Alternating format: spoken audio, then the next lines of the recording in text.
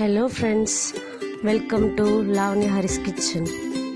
இன்னைக்கு நம்ம கிச்சனில் ஹெல்த்தியான சட்னி ரெசிபி, சட்டுன்னு 5 மினிட்ஸில் முடிக்கக்கூடிய ஒரு சட்னி, புதினா சட்னி எப்படி பண்ணுறதுன்னு நம்ம இந்த வீடியோவில் பார்க்கலாம். அதுக்கு முன்னாடி ஒரு சின்ன ரெக்வெஸ்ட், இந்த வீடியோ உங்களுக்கு பிடிச்சிருந்தா இந்த வீடியோவை லைக் பண்ணுங்க, உங்கள் ஃப்ரெண்ட்ஸ்க்கு ஷேர் பண்ணுங்க. நீங்கள் ஃபர்ஸ்ட் டைம் நம்ம சேனலில் வீடியோ பார்க்குறீங்க அப்படின்னா மறக்காமல் லாவண்யா ஹரிஸ் கிச்சன் சேனலை சப்ஸ்கிரைப் பண்ணிக்கோங்க. தேங்க்யூ.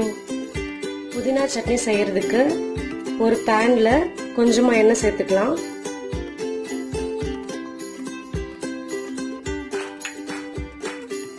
எண்ணெய் சூடாயிடுச்சு. இதுல 2 ஸ்பூன் உளுந்து சேர்த்துக்கலாம்.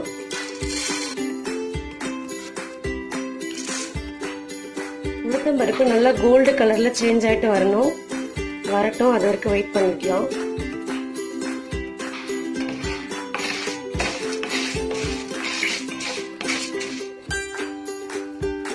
பருப்பு நல்லா கோல்டன் கலர்ல சேஞ்ச் ஆயிடுச்சு. இப்போ இதுல ஒரு வெங்காயம் சேர்த்துக்கலாம்.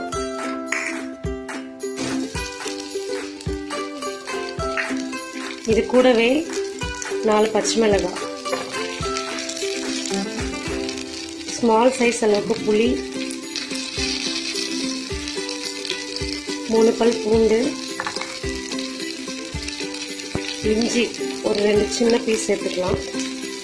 எல்லாத்தையும் சேர்த்துட்டு நல்லா வதக்கிக்கலாம்.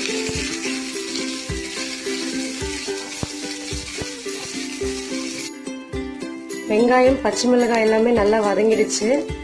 இப்போ இதுல கிளீன் பண்ணி எடுத்து வச்சிருக்க புதினாவை சேர்த்துக்கலாம்.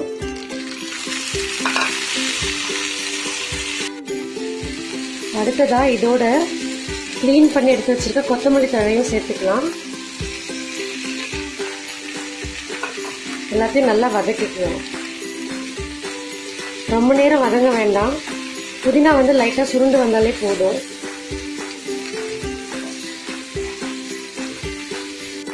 புதினா கொத்தமல்லி தழை எல்லாமே நல்லா வதங்கி வந்துடுச்சு. இப்போ நான் கேஸ் ஆஃப் பண்ணிக்கிறேன். இது ஒரு 5 மினிட்ஸ் போல ஆறட்டும். ஆறுனதுக்கு அப்புறம் நம்ம இதை ஒரு மிக்ஸி ஜாருக்கு டிரான்ஸ்ஃபர் பண்ணிடலாம். எல்லாமே ஆறிடுச்சு. இப்போ நான் ஒரு மிக்ஸி ஜாருக்கு அதை டிரான்ஸ்ஃபர் பண்ணி வச்சிருக்கேன். இதுக்கு தேவையான உப்பு சேர்த்துக்கலாம். கூடவே தேங்காய் சின்ன சின்ன பீஸா கட் பண்ணி எடுத்து வச்சிருக்கேன். இதையும் இதுல சேர்த்துக்கலாம். இப்போ நம்ம இதை நல்லா அரைச்சு எடுத்துக்கலாம். சட்னியை லைட்டா தண்ணி போட்டுட்டு நல்லா அரைச்சு எடுத்தாச்சு. இப்போ இதுக்கு தேவையான தாளிப்பு ரெடி பண்ணிடலாம். நம்ம தாளிச்சு வச்சிருக்க தாளிப்பு சட்னியில சேர்த்துக்கலாம்.